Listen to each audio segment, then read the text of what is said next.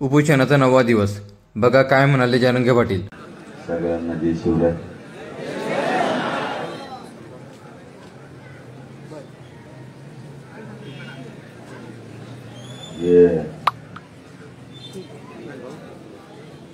इथं एक प्रचंड पाऊस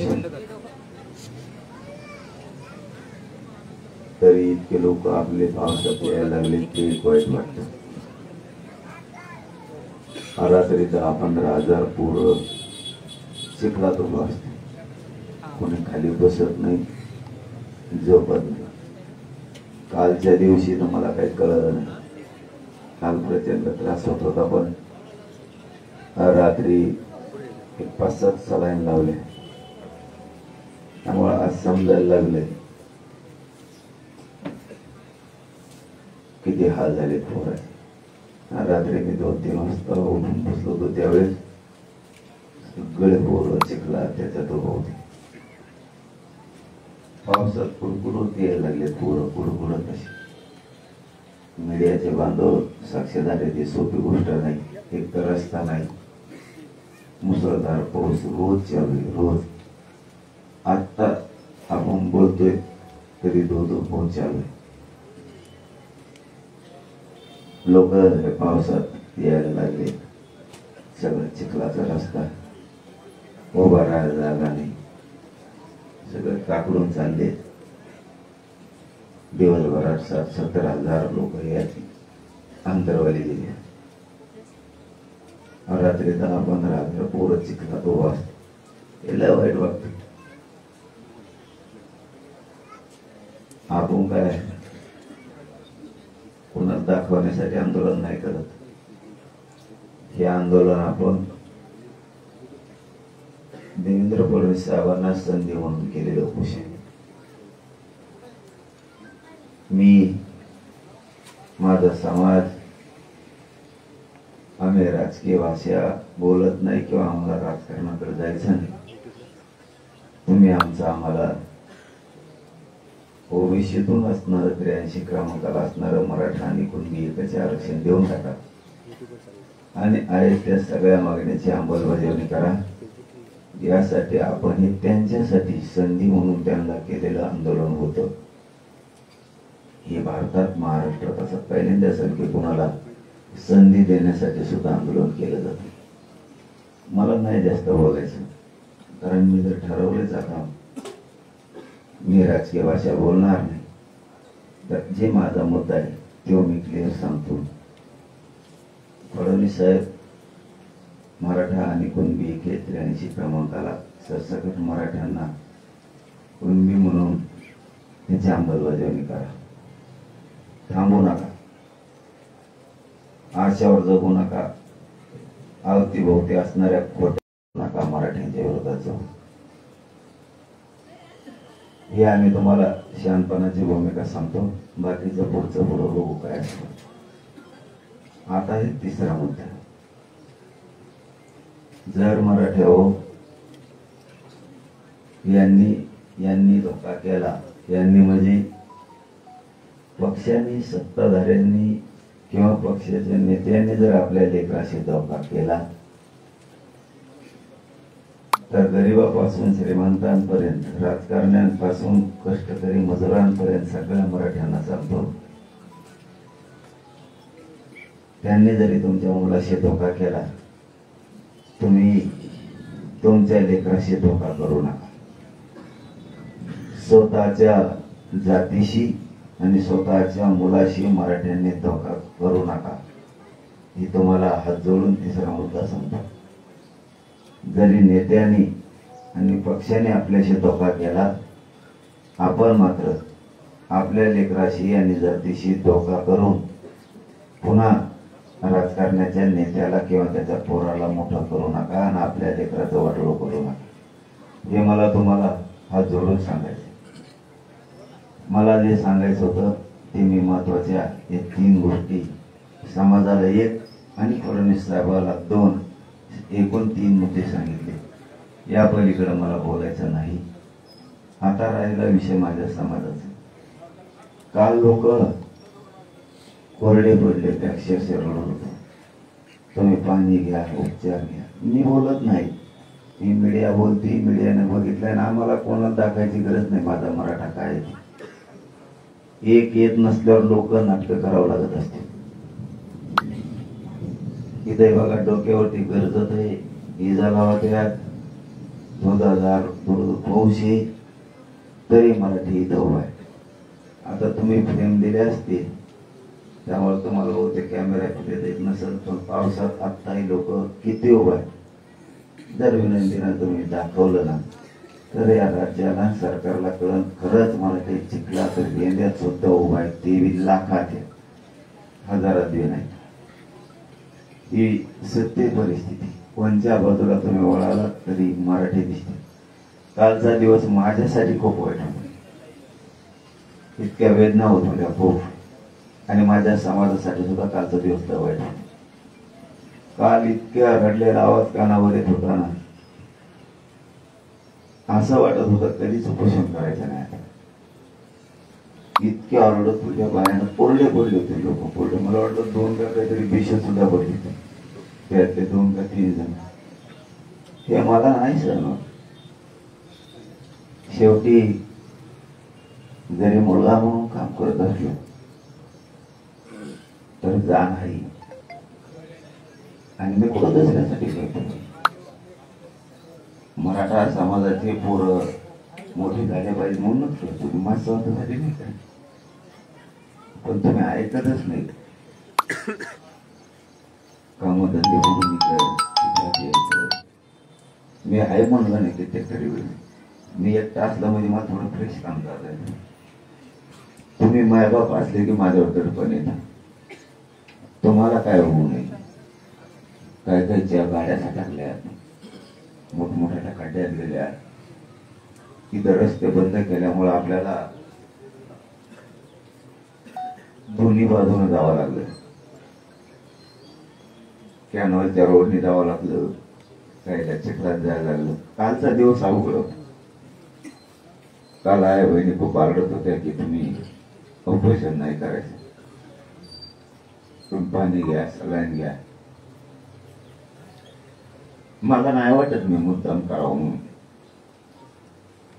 पण शेवटी एखाद्याचा मी मुलगा आहे, तेवढ्या मोठ्या समाजाचा मी मुलगा आहे.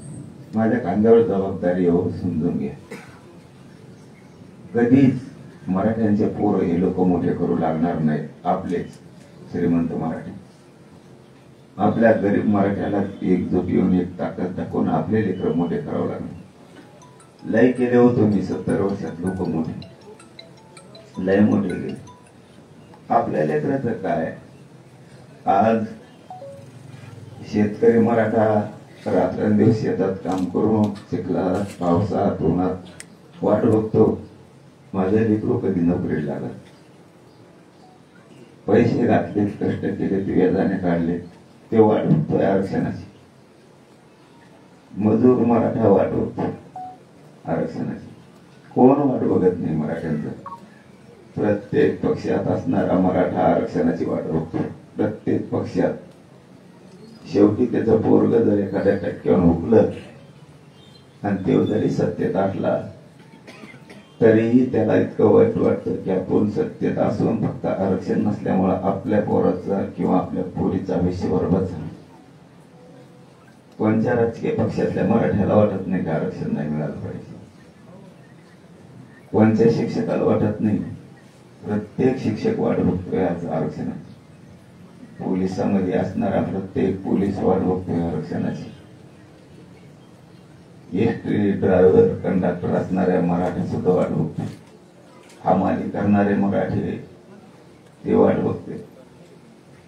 कंपन्यात, मुंबई, पुण्यात, शहरात काम करतात आमचे लोक. कंपन्यात करतात. कोणी कुणाच्या दारासमोर राखाने, कोणी हॉटेल टाकले, कोणी टपऱ्या टाकल्या, कोणी रिक्षा चालवते, कोणी जिपा चालवते, कोणी ड्रायव्हर चालवतोय, कोणी ट्रक चालवतोय, कोणी रोडच्या लाईनच्या गाड्यावर. प्रत्येक मायबाप, टॅक्सी चालवणारा मायबाप वाट बघतो की माझा आरक्षण जर मिळालं तर माझा लेकरू अधिकारी होणार. प्रत्येक मराठा वाट बघतो. डॉक्टर मराठा वाट बघतोय, मराठा वकील तोही आरक्षणाची वाट बघतोय, वारकरी मराठा, महाराज असणारा मराठा वाट बघतोय आरक्षणाची. कोणतं क्षेत्र असं नाहीये की तहसीलमध्ये काम करणारा माझा अधिकारी असू द्या, कर्मचारी असू द्या, कामगार असू द्या, ते वाट बघतो आरक्षणाची. ऊस तोडणारा मराठा वाट बघतो, आम्हाला करणाराही बघतो. व्यवसायानं किंवा राजकारणानं असला तरी माणूस आरक्षणाची वाट बघतोय. आरक्षण खूप महत्वाचं आहे. आपल्या आपल्या लेकराचं भविष्याचं खूप मोठं होणार आहे म्हणून प्रत्येक मराठा वाट बघतोय. फडणवीस साहेब आमचं एवढंच म्हणणं आहे, मराठा वाट बघतोय आरक्षणाची. माझा गरीब गरजवंत मराठा वाट बघतोय. तुम्हाला संधी दिलेली आहे. आम्हाला राजकारणात जायचं नाही, मला नाही, माझ्या समाजाला नाही. आम्ही आरक्षणासाठी एकत्र आलो. तेवढं आरक्षण द्या. तुम्हाला संधी आहे, तुम्ही संधी वायाला जाऊन देऊ नका. गणित जुळवण्याच्या नादात मराठीच्या नादी लागून सगळे राखरांगोळी करून बसू नका. तुम्ही समजून घ्यावं, तो नका घेऊ. मी तर आता राजकीय भाषा बोलणार नाही, आचारसंहिता लागूच नाही. आणि तुम्ही त्याच्यापर्यंत जर नाही दिलं, मग कोण कोण काय बोललं, कोण कोणी काय केलं ना, तुमच्या सकट हिशोब पुरा कधी सगळ्याचा सोडणार नाही तुम्हाला एकाला सुद्धा.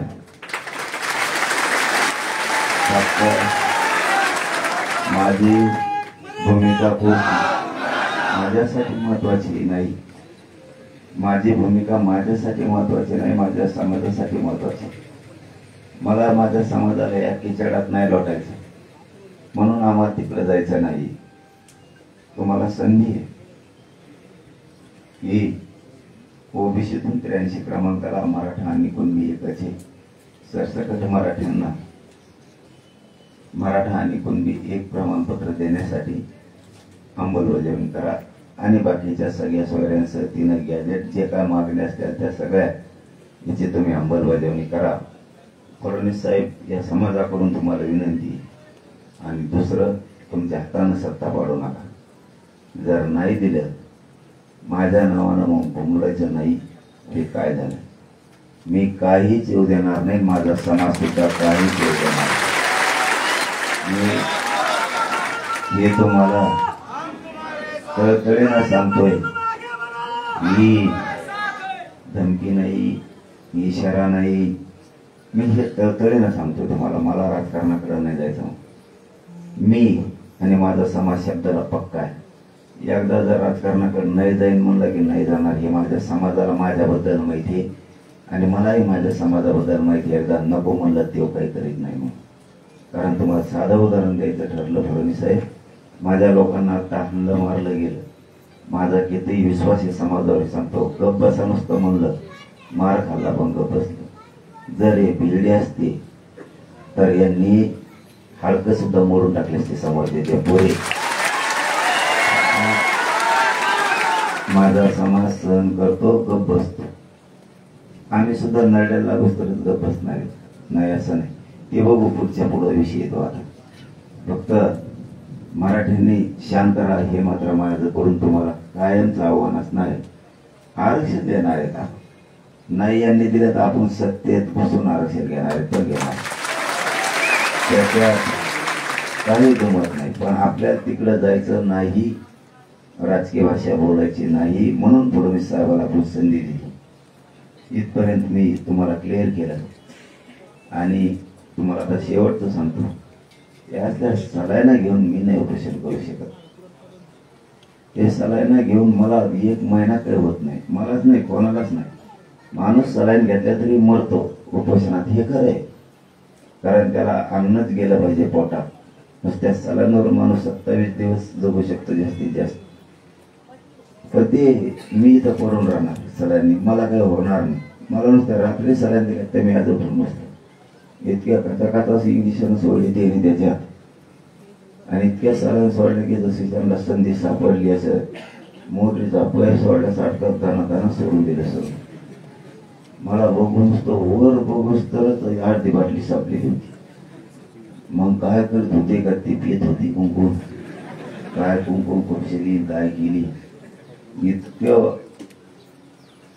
मग असं हे खोटरड मला वाटतं वैयक्तिक सलाईन घेणं खोटरडेपणा नाही, माणूस त्याने जगत पण नाही. पण मी उठून बसलोय, मलाही असली इच्छा नाही. ते असलं करून बघा, काय इच्छा नाही. मी तुम्हाला किती मानतो हे सांगतो तुम्हाला. मी सलाईन घेणार, इथं पडून राहा. तुम्ही लाखाली येतं तर राहणार ना रे चिखलात पावसात. तुमचे हडबड करू करे. रात्री 15-16 हजार पोरं चिखलात उभा असतील. 15-16 सोपं नाही. पोरं बसाना तो खाली उभा राही ना. अशी जात नाही बघितली मी कधी, जगावर होणार बी नाही. इतके कट्टर जात आणि जातीचे पोरं माया लावणारे आणि कट्टर कवाच नाही पाहिजे जाते कोणाला. आणि यांना भीड म्हणल्यावर हे काय करते, अवघड आहे. माझा समाजाचे लेकर चिखल बघानात, पाऊस बघानात, कुठं उभा राहायला जागा मिळाली का बघानात, आंध्रात लिंबाखाली चुकाटा आहे का नाही, येड्या बाबलीत काठे किती आहेत काय बघत नाही. गाड्या घसरल्या, खड्ड्यात गेल्या, तशाच उचलून बाहेर काढले, उचलून. मग आता हे जर गाड्या उचलून डांबरीवर ठेवते तर हाणणार एखादी चापट हातो चालता चालता त्याचा किती उभा करीन येऊ. मला एकदा निवडले दाखला गाडी खड्ड्यात गेलेल्या टकर रुसलेली 5-25 जणांनी डांबरीवर आयला. आणि एखाद्या गाडीला, एखाद्या मोटरसायकल, एखादा मग चापटीन मागून हाणतो, त्याचं काय करते. त्याला तर कधी काही सापडायचंच नाही. लय कठोर जागे माझी. मला गर्व आहे, मी मरेपर्यंत तुमच्याशी नाही गद्दारी करेन. मरेपर्यंत तुमचा लेकरू म्हणून तुम्हाला तुमचं लेकरू म्हणून आयुष्याला शोभून दिसन असंच वागा. तुमच्या मान खाली होऊन असं वागणार नाही. मला किती बदनाम करून मी खूप बदनामीच्या डाव आणले त्यांनी माझ्या.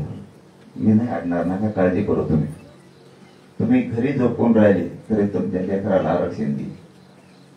आरक्षणच नाही नुसतं, तुमच्या शेती मालाला सुद्धा भाव द्यायला लागेल. त्याच्यात मी जात बघणार नाही. मी धनगराचे आरक्षण असेल, मुसलमानाचं आरक्षण असेल, यांच्या कोण घेतल्याशिवाय सोडणार. मी बदलत नसतो. मी बंजारा समाजाचा वेगळा प्रवर्ग असेल, गोरगरीब ओबीसीचा आहे, 12 बलुतेदारांचा आहे. मी सगळ्यांच्या प्रश्नासाठी उभा राहणार. शेतकऱ्यासाठी तर खांद्याला खांदा लावून उभा राहणार आहे. कसे देत नाही. मला दुसरी एक गोष्ट काल आली. रात्री कलेक्टर साहेब आले होते 2-2:30 वाजता. SP साहेब आणि कलेक्टर साहेब, ADM साहेब पण होते, DYSP साहेब पण होते, बरेचसे होते. मला रात्री लय दिसत नव्हतं, डोळे उघडत होते पण कळत नव्हते. मी नाही सांगत राहू वेदना माझ्या, लय काल सहन व्हायना म्हणून त्या तुम्हाला दिसत्या, नाही तर त्या बी मी दिसून दिल्या नसत्या तुम्हाला, कारण तुम्हाला सहन होत नाही म्हणून. ते काल मला सहन आणि त्याग व्हायला लागले. पोटात पिळा पडला माझ्या सगळ्या आतड्याचा. त्यामुळं ते मला राहतच नव्हतं. रात्री ते आले होते, मला वाटतं बहुतेक मुंबई कोर्टानं मला काही डिटेल सांगितलं नाही. ते सगळे आले होते की तुम्ही उपचार घ्या असं हायकोर्टानं सांगितलंय. आणि मी हायकोर्टाचा सन्मान करतो म्हणून रात्री सलाईन घेतल्या. काल माझे मायबाप लोकही कोरडे पडले आरडून म्हणून मी सलाईन घेतल्या. पण मग ते आता इथं पडून राहून घेण्यापेक्षा ते उपोषण नाही केलेलं बरं. मी इथं ते पडून राहून काय उपयोग नाही. तसा माझा समाज खूप त्रासात जातो. मला काय झालं की मग ते तिकडे आंदोलन करणार, रस्त्यावर येणार, पावसात तिकडे येणार, गावोची गावं इकडे निघाले. काल मात्र झाल्यापासून महाराष्ट्रात इथं उभा राहायला जागा नाही. चिखलात त्यांचे किती हाल होते कोण सांगत नाही. दुखणे आले सांगत. मग नुसते सलाईन घेऊ आणि इथं पडून राहून तुमचे हाल करू, हे मला तरी एक मुलगा म्हणून शोधतोय का? मला तरी शोधतोय का? दिली संधी त्यांना. आता त्यांच्यासाठी एकट्या फडणवीस साहेबांसाठी 9 दिवसाचं उपोषण कडक झालंय, तपश्चर्या झाल्या. इथून पुढे ही वेळ आहेच ना त्यांना. आचारसंहितापर्यंत त्यांनी द्यायचं, ही राजकीय भाषा नाही वापरणार. पण नाही दिलं, माया नावाने बॉम्बलायचं नाही. भारत नाही, भारताच्या बाहेरून जरी तज्ञ आणले तरी निवडणुकीचं गणित नाही दिल्यावर बिघडणार मराठा म्हणजे बिघडणार. हे मलाही चॅलेंज आहे समोरून, तुम्ही मीही चॅलेंज देतो तुम्हाला हे समोर. मी नाही बघू शकत. आणि असं मला एकट्याला वाटलं की रात्री पोरांचे एवढे हाल झाले. आत्ता एवढा धोधो पाऊस येत आहे, सगळे मंदिराच्या पलीकडचे मंदिराच्या बाहेरचे सगळे पोरं भिजलेले कापडे, पण एक मागे सरकायला तयार नाही. मला जाणं असावं इतके हाल अपेष्ट जर समाजाच्या होणार असल्या चिखलात मुसळधार पावसात आपण थांबलेलं बरं ना. या हाल अपेष्ट सण समाजाला का करायला लावायचे? मी तर करतोच आहे. त्यांनी रोज मला इथं यायचं आणि कोरडं पडेपर्यंत रडायचं. काल या मंडप मध्ये फक्त आक्रोशच होता, दुसरं काय नव्हतं. नुसती रडापडी, काहीतरी रस्ता बी अडवला, त्या रागात नाराजीत असं काहीतरी कळलं मला. म्हणजे आई बहिणी थांबाय सुद्धा तयार नव्हत्या. त्यांचं जे काम नाही त्या काम व्हायला करायला लागल्या. रस्त्यावरतीच काय इतक्या रणरागिणी झाल्या भयानक त्यांनाही ते सहन व्हायना. आता हे पाऊस चालू, त्याच्यात समाज नाही थांबणार, येणारच. वरून कोर्टानं पण सांगितलंय की तुम्ही उपचारले. आता कोर्टाचा मी सन्मान करतोय. हायकोर्टानं सांगितलंय. मग आता मी जर सलाईन घेतोय तर मी तर पडून राहणार आहे, मला काही होणार नाही. व्हायचे ते इफेक्ट होते तर शरीरात नाही असं नाही. 27 दिवस जगतो माणूस सलाईन. शेवटी तोंडातून जर नाही खाल्लं तर मरतोच. सलाईन मध्ये काही एवढं अमृत पण नाहीये. पण मग मला 10-15 दिवस काही नाही होणार आणि उभं पडून राहतो इथं. हाल तुमचे करतो. तुम्हाला ना काही म्हणलं मी 6-7 वेळेस तरी तुम्ही येत आहे. मग तुम्ही येत आहे म्हणल्यावर किती हाल होते, किती काम पडते, किती मुसळधार पाऊस आहे. कोणासाठी हाल करू मी या समाजाची? त्यांच्यासाठी. त्यापेक्षा नाही दिलं तर आपण सत्तेत जाऊ. आपले लोक सत्तेत जाऊन घ्या. शेतकऱ्याच्या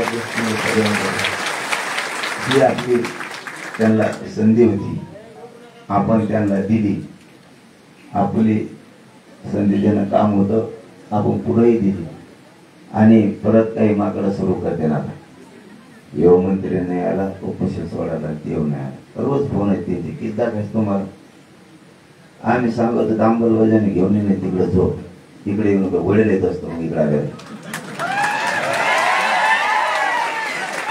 उपोषण सोडायला आमच्या महिला, आमच्या क्षेत्र नारायणगड हे सरकारपेक्षा मोठे.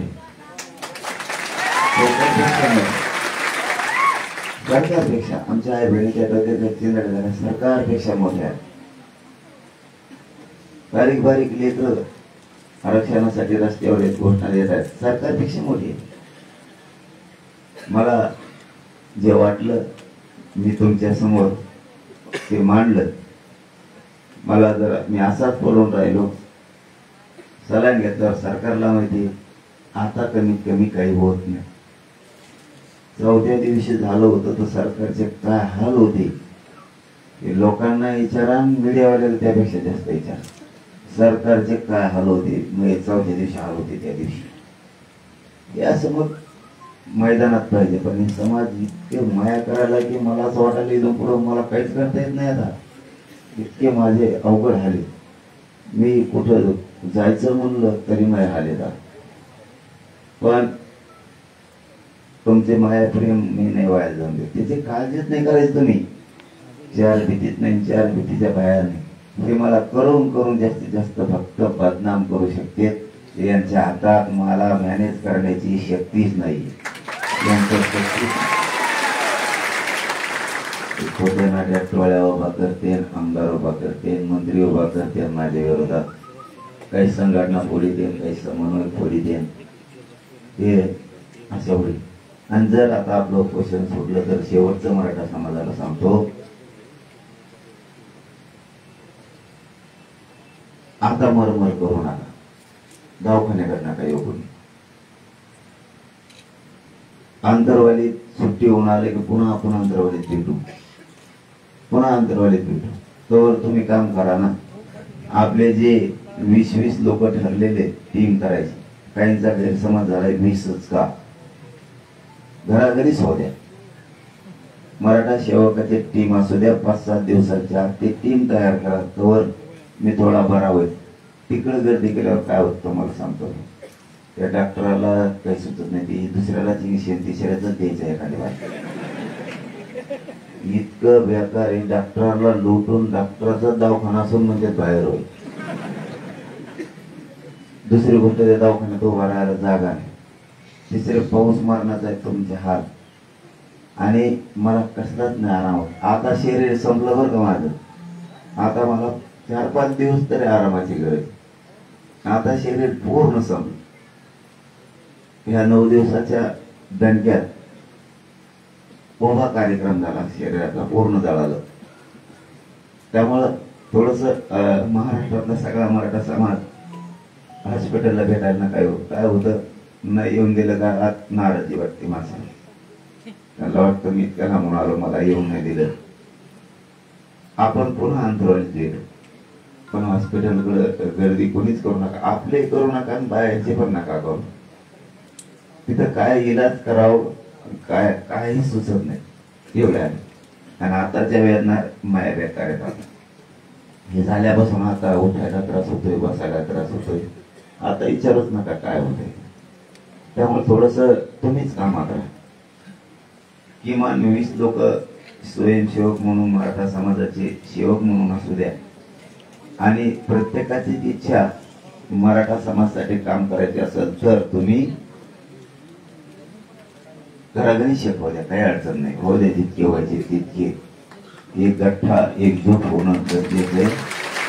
त्याचं कारण मराठा समाजाच्या मदतीला कुणी नाही याचं कारण खरं ही राजकीय टीम नाही, सामाजिक कोणत्याही पक्षात असू दे त्यात घ्या. कारण गोरगरिबाचा प्रश्न अडीअडचणी सोडायला कुणीच नाही.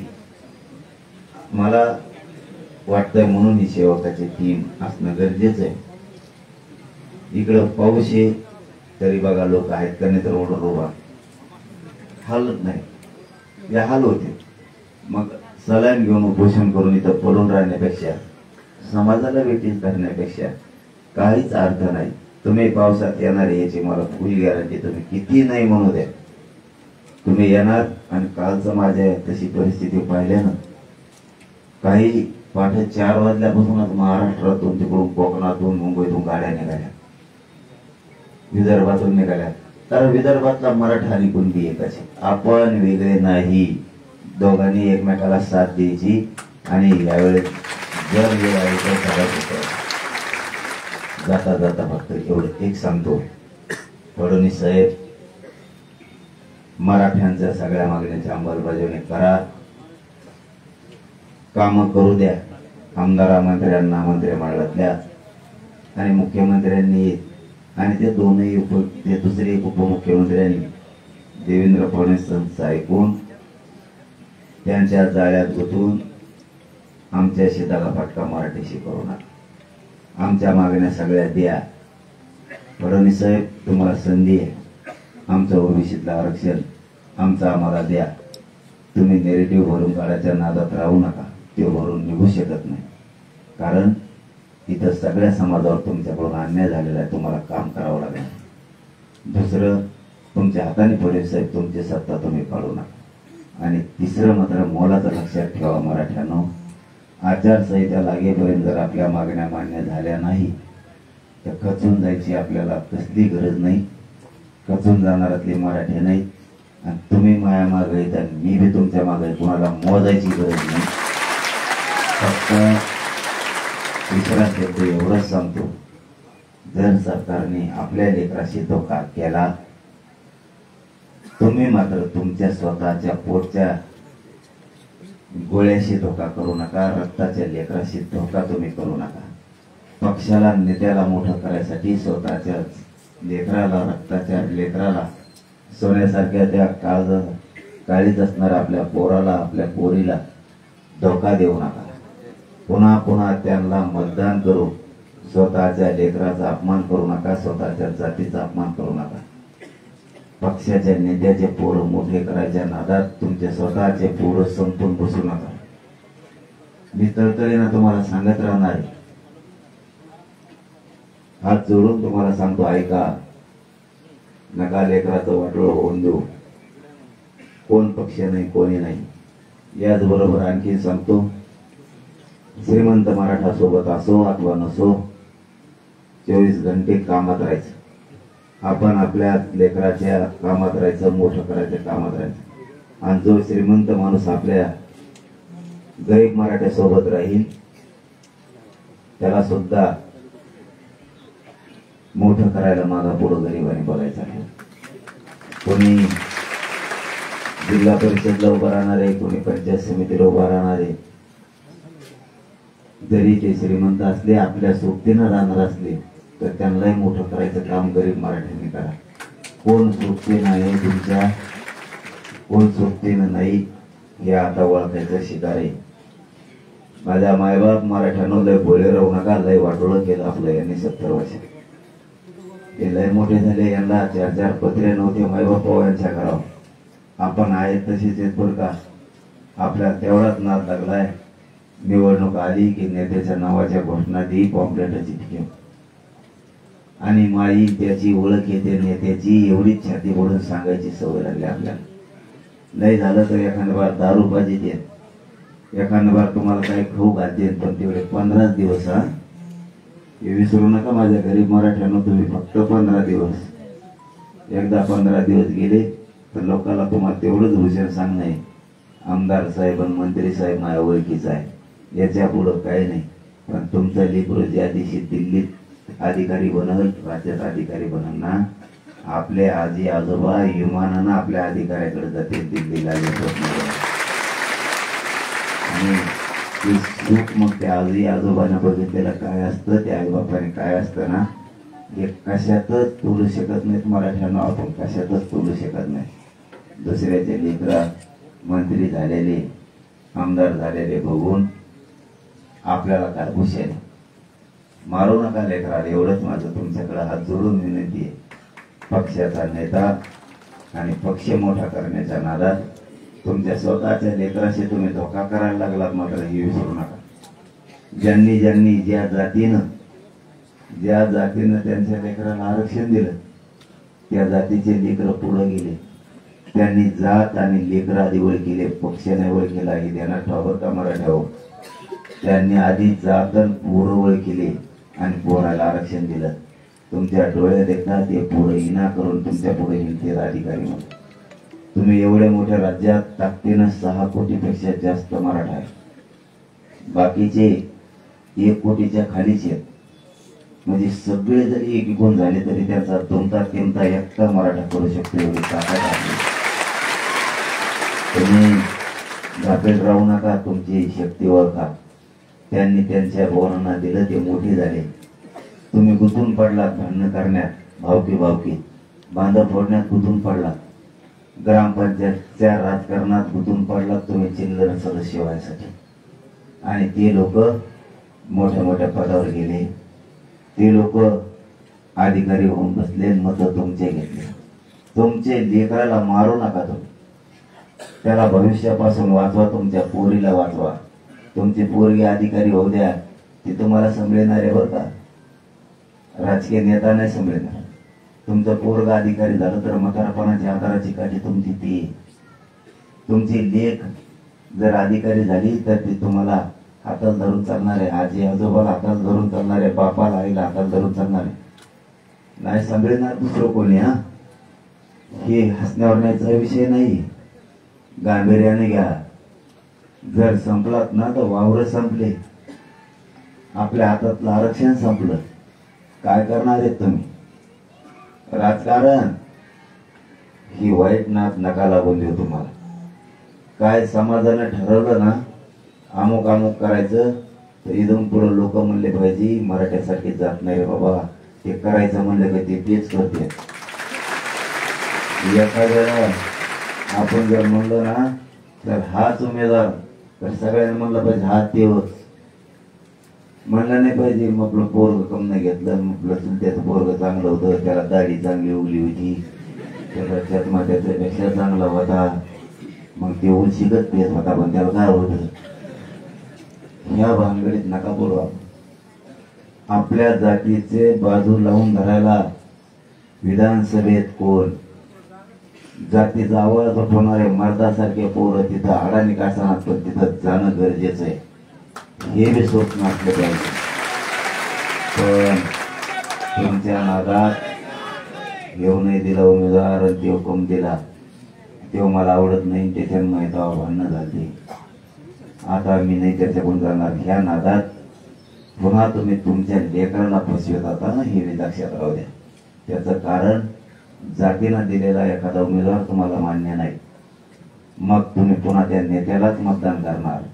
मग त्याचा अर्थ असा होतो की तुम्ही पुन्हा तुमच्या पोराशी, तुमच्या पोरीशी धोका करायला लागलात, दगा करायला लागलात. तुम्हाला नाही मोठं होऊन द्यायचे तुमचेच पोर. काय निर्णय मराठ्याचा असेल त्यासाठी तुटून सगळ्यांनी पडा. करू लागा एकमेकाला मोठं, एकमेकाला हातभार लावा. कोणी कोणाला कुठं हाणायला लागलं तर विचारायला गाड्या जाणार. बघायची भूमिका नका ना घेऊ. एखाद्याला जर एखादा खूप जागीरदाराच्या अवलादीचा असला, हानीत असला, तर मोटरसायकली उभा करा. का अंत विचारा ना त्याला. तो कोण लागून गेला? 2-4 जण जर हात पिरगळे त्याला हात सुद्धा यायचा नाही. नुसते हात पिरगळून धरा त्याचे, त्याला उठता यायचं नाही. जागर मुठून ते सगळे पॅन्ट त्याची जिकडे तिकडे ओली झालेली दिसत तुम्हाला. तुम्ही बघायची भूमिका नका ना घेऊ. तुम्ही बघायची भूमिका घेऊ नका. मी मारा म्हणलो का? मारू नका. तुमचं संरक्षण तर करा. तुमच्या शेजारच्याच संरक्षण करा. तुमच्या जवळ चाललेल्या गाडीतल्या माणसाचं संरक्षण, स्वसंरक्षण तर करा. समोरून हाणायला लागला तर सगळेजण उभा राहून त्याचा प्रतिकार तर करा. प्रतिकार करा. स्वसंरक्षण तर संविधानाने सांगितलं करायला पाहिजे. अन्याय सहन करणारा सगळ्यात मोठा पापी एका संविधानच म्हणते. तुम्ही, मी म्हणत नाही तुम्ही मारामाऱ्या करा, पण तुम्ही कमीत कमी तुम्हाला पुढून त्रास व्हायला लागला संरक्षण करा. नाही राज्यात हिंमत कोणाची मराठी येतली. प्रत्येक तालुक्यात मराठा लाखाच्याच आसपास. आणि बाकीचे उगदे 12 चिंध्या गठोडे बांधले आणि खेळी बिगर कामाच्या चिंध्या. तुम्हाला नका कमी समजू. मी म्हणलो नाही मारामाऱ्या करा, शांत राहा, पण स्वसंरक्षण करा. आणि माझी विनंती शेवटची तुम्हाला, फक्त तुमच्या लेकराला धोका देऊ नका. मी असो नसो, सरकार कोणत्या टोकाला जाणार आहे माझ्यासाठी आता. कारण सरकारला माहिती हे मॅनेज होत नाही, फुटत नाही. खानदानी जातवानी, ओरिजिनल जातवान मराठा हे नाही मॅनेज होत. मग काही करू शकतो दुसरं. म्हणून तुम्हाला सांगतो, मी असो नसो, तुमच्या लेकराशी धोका नका करू. तुम्ही एकजूट कायम ठेवा.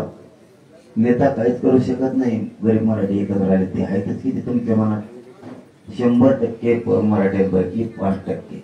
उदाहरणार्थ, एक गाव आहे, एका गावात नेते किती आहेत? लय झालं तर 5 नाही तर 6. लय झाले. गावापुढं काय करत ते 5-6 जण नुसतं वरून खांद्यावर हात सगळ्यांना ठेवला तरी त्याला 15 दिवस न उठायचं होते. आणि लगेच खांद्यावर आठवड्या जर काही जण मुतले तर होऊन बी जाईल. 5-6 पेक्षा गावात नाही. ती हिशोब तुम्ही राज्यात जोडा. तुम्ही ते हिशोब राज्यात जोडा. आहेत किती? 750 ते 1250 काहीतरी घराणे मोजित होता आम्ही. आणखी बघा मोजणं सुरू आहे. तुम्हाला वाटतं तसं माल एकाला करायचे आपल्या काय काय करतो मोठ्यानेच मोजित राहतं. हे आपले बावळट किती आहेत मराठीत वाटोळ करणारी एवढ्या घराण्यासाठी. शाळा कोणाच्या आहेत रे? यांच्या. तुम्ही ज्याला नेता म्हणतात ना, अशा हो मराठ्या हो, करतो का फी माफ ते व्याखाने बाहेर? मग नेता तुमचं हाय कस काय? कारखान्यावर साखर उधार देतो का? फुकट त्याच्यात तिथं मांजरी हागायच्या त्याच्या साखरेवर कारखान्यात. मांजरी हागायचं, मांजरी खरेने पावसाने भिजत दिलं का कमीला भरून साखर एखादा आपल्याला? नाही. थोबड हाणार तुमचंच. शाळा त्याची, कॉलेज त्याची, गुराळ त्याचे, गुळ पावडर त्याच, परत ते दारू काढायचं तिने चांगलं मागून कारखान्याच्या आहे का नाही, मागून चिट केलंय ना त्याच. मळी की तुझी आपल्या मळी फुकट देतो, मळी काय खाली काय बघा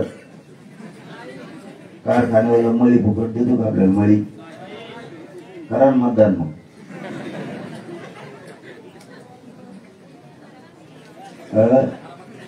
करा केली तर कोण आहे, नेत्याचं पोरग. देशी दारू देतो करा कोणाची, नेत्याच्या पोराचे बिअर बार जरा प्यायला. महाराष्ट्राला बँके ना उद्यापासून दारू प्यायला गेले होते काय होते, जाऊन दे महाराष्ट्रात बाहेर घाण. दारू प्याता मोठं त्यांना करतात, परत म्हणते गरीब गरीब होत चालले, श्रीमंत श्रीमंत होत चालले. कारण मतदान त्यांना कशाला गरीब होईल देऊ. तुम्ही ऐका, आपल्या जातीला चांगलं शिकणारं कुणी नाही, आपल्या जातीला चांगलं शिकणारं कुणी नाही. फुकट मराठ्यांचे किती विरोधक आहेत, बरं झालं या आंदोलनामुळे झाले. हरामखोरा हो, मला कोण म्हणतं का जातीवादी, मी त्या हरामखोराला म्हणा मराठ्याच्या विरोधात कोण कोण येतात, सच्चे मराठे कोण कोण येतात आत्ता उघडे पडले ह्या आंदोलनामुळं. मराठ्याच्या ताटात जेवून, मराठ्याचं अन्न खाऊन, मराठ्याच्या त्याला भाजीपाला नेऊन, मराठ्यांच्या तिथल्या कडव्याच्या, ज्वारीच्या, बाजरीच्या पेंड्या नेल्या, गव्हाच्या पेंड्या नेल्या, घागर चोरून पाण्याची तशीच नेली गेलीच, गमिले चोरूननी, खोरे चोरूननी, शेंगा उपटून न्यायला हेच. शेंगा आमच्याच खातू, बावळे तोडायला आमच्या तिथे, शेळ्या ते शेळ्या त्याच्या चाराला तो आमच्या वावरात, बावळे चाळी तो आमच्या. आणि आरक्षणाला विरोध कोण करतो, तो खाणारे येते थोबड एक एक एखादा खाणार. तुमचे थोबड तुम्ही खाना लावलं पाहिजे एक दिवस. द्या ना खळा असलं की दीदी, बायको जर म्हणली का नको एकच घेऊन द्या, दी दोन दोन दी काय दे दोन. एखादा माणूस जर म्हणला तांबे भरतून दी, एखादी घरातल्या का द्या ना पण दोन तांबे, तुला काय करायचंय, काय दी दोन तांबे. दूध वाटायला फुकट, रानात काही असं फुकट, ज्वारी न्याजा, बाजरी न्याजा, मूग न्याजा, शेंगा तोडायला आपल्या आधी जाऊन बसले. परत तोडायला ते एक जण वाटाने ते 15 जणांस, हात मोडीन, पाय मोडीन, टंगड मोडीन, पोरग मोडीन, पोरगी मोडी. ते घरी राहिले आमचे, ते बाजाराला गेले त्यांचा वाटा द्या. ते बाजाराला काय हाले का घेता काय, खाल्लं ना रे, खाल्लं ना उभं. आज ते दड थोपडी देत ना, काय कमी केलं, काय कमी केलं. कधी म्हणले नाही बांधाचं गवत नेऊ नको, कोठा आपला, बैल आपले, त्याचा कच चावतून बैल झोपायचं जसं यांच्या बापाचे, ते चालले घेऊन. रोज नाही, फीज नाही, काही नाही, फुकट. तुम्हाला सांगतो धोका नका करू तुमच्या लेकराशी. आता तरी मराठी शाने व्हा, धोका नका. ह्या आंदोलनामुळे आपलं कोण आहे कोण नाही एवढं पडलंय. आणि काही जण म्हणते लय जातीवाद वाढला त्यांच्यामुळे, तो आंदोलन संपत्ती तो जातीवादच करतो, दाखवत होत नाही काय तोंडात.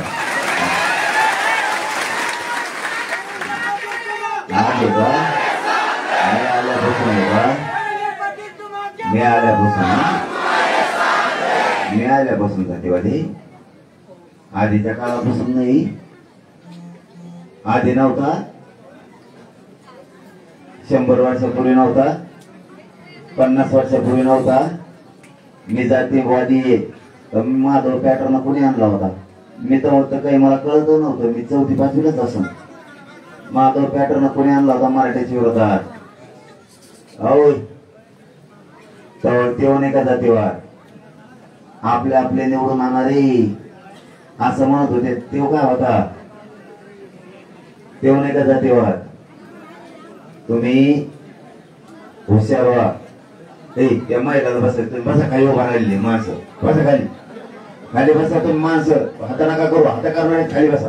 बसा गडी माणसाच्या मायला काय दिसना, खाली बसा नाही मागवा तिकडं. बस खाली, चल चल लवकर, त्या मायला काय दिसना त्यांच्यावर, त्याच्यामुळे आलाय. खाली बसा, बसे पुढच्या खाली. याच्यावर ठोकून दिलं बाहेर. मायला राहू द्या बाबा, मायला लोक राहू द्या, माणसं खाली बसा.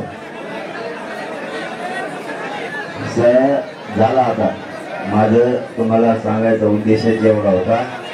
नका आला करू राहिला. बसा खाली बसा, सगळे बसा खाली. रुमाल खाली बस ना बाबा, बसा, जागा नाही तर वाकवड्या. बस करा, हा बस करा, बस करा, बस करा, समजून घ्या. काही बोलतात टोपीवाले बाबा तुला द्वार आवडतो का, काही यावलेला होता का काय, का पुढं होता काय. हा बस बस रमतान बाबा, तीन मी बघतो काय करायचं. आपल्या लोकांना लय हुशार व्हा. याचा अर्थ असा बी नाही की जातीवाद वाढला पाहिजे. या राज्यात जातीवाद नाही होऊन द्यायची जबाबदारी सुद्धा मराठ्याची, पण पुढच्याची सुद्धा तेवढीच जबाबदारी जातीवाद न वाढू द्यायची. जातीवाद वाढत नाही काय नाही, बरोबर होतं, तुम्ही टेन्शन घेऊ नका. सगळ्या जाती एक खाता, सगळ्याला कळालंय. गरीब ओबीसीला कळालंय, गरीब ओबीसी म्हणतो मी, धनगरांना कळालंय, आणि दलित मुस्लिमाला तर त्याच्यापेक्षा जास्त कळालंय. हे 3-4 एकत्र आले ना भुकटा चान्स. तुम्ही फक्त मराठी शहाणे व्हा. जे होईचं संधी होईल, जे काय ठरण ना त्याच्या पाठीशी उभा.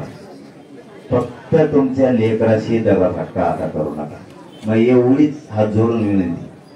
बाकीचं मी सगळं बघतो, मी खंबीर आहे बाकी बघायला. तुम्ही काहीच काळजी करू नका बाकीची. आणि पुन्हा तेच सांगतो, एवढी कट्टर जात कुठत नसन. हे अंधारात एकामेकाच्या आडोंगी बसून म्हणते बाकीची तर जाती ओली बी एक झाले रे, लोंढा पळतो रे, इकडे कस काय कोणी येणार रे, काय मिळले रे, जसं पण कस काय राहिलं रे, ही जाती एक येत नव्हती राव. मग आण काहीतरी जण नसतं येत कोणी तर. ही सत्य परिस्थिती झाली. फडणवीस साहेब, तुम्हाला वाटत असत खड्डा भरून निघायचा नाही, मग ऐका, मी एक जबाबदार 6-7 कोटी मराठ्यांचा मुलगा म्हणून तुम्हाला सांगतो, भरू शकत नाही. शेवटी कुणबी मराठ्याची विदर्भातल्या, खानदेशातल्या आणि मराठवाडा आणि पश्चिम महाराष्ट्र आमचा एक जीव आहे. आम्ही एकच आहेत, आम्ही एकमेकाचे नाते होते. आम्ही वेळेप्रसंगी दुलाईच करणार 24ला. आणि मराठा माणसाला आता इथूनच सांगतो शेवटचं, एक तर मराठा एक झाला, आपलं सगळ्यात मोठं चांगलं काम झालं. दुसरं, आपल्याला आरक्षणच ओबीसीत नाही मग ते 2 कोटी पोत गेलो आपण, आता ते एक चांगलं झालं. मुलीला मोफत शिक्षण मिळालं, ती एक आपल्या शक्तीमुळं चांगलं झालंय. खूप पूर्ण अधिकारी झाले, रोज 7-10 आहेत, ते एक लय चांगलं झालं. आपले आरक्षणामुळं जात आता हळूहळू पुढे चालली. पण कोणत्या नेत्याला द्यायचा नाही. ही एक माझा 4था मोलाचा सल्ला. पहिला दिलेला आहे, तुमच्या लेकराशी तुम्ही धोका करू नका, तुमच्या पोरीशी तुम्ही धोका करू नका. आरक्षण देऊन तिला मोठं करा, नेत्याला आणि त्याच्या पोराला आता मोठं करून तुमच्या लेकीचं वाटलं करू नका. आणि दुसरा सल्ला आहे, एकाही नेत्याच्या पक्षाच्या सभेला जायचं नाही, प्रचाराला जायचं नाही, अजिबात जायचं. खुशाल घरी झोपून राहायचं. नाही काम दिलं तर नाही दिलं, गरज नाही. नाही लाडकी बहीण दिली नाही दिली, आपला दाजी जाऊन आणि मुंबईला. आपण सावध राहा. आपल्या प्रचाराला कोणी कुठं जायचं नाही. आणि जर राजकीय नेत्यांनी दबाव आणला तर एकजुटीनं एकमेकाला गरीब मराठी साथ द्या. आणि त्याच्यापेक्षा जर जास्त आला तर जरी त्याच्या संग हिंडले तर माग जसं केलं मराठ्यांनी लोकसभेला, नुसती व्यासपीठावर गर्दी आणि मतदानाला कोणीच नाही, तसं लयच दबाव आणला एखाद्या नेत्याने तर फिरू नका त्याच्या संग, गप राहा आपलं घरी झोपा. पण मतदानाच्या दिवशी त्या बॅलेट पेपरला बिस्किट फोडायचा बॉक्स आडा लावलेला असतो, पारले बिस्किट की जे, त्याच्यात गेलं की कुणाला दाबीला मिळत लागत, आणि ज्याने लय त्रास दिला त्याचं बटन दाबायचंच नाही, आपल्या माणसाचं दाबायचं आणि बाहेर आला म्हणा साहेब राईट काम केलं होतं, तुमचं कामच केलं म्हणायचं, म्हणजे कामच केलं म्हणजे ते म्हणून पाडीलं काय, तसं नाही म्हणा, तुमचंच बटन दाबी. उपोषण ते करण्यात मजा नाही असं मला वाटतं. मला वाटतं आपण हे उपोषण स्थगित केलं तर बरं राहील.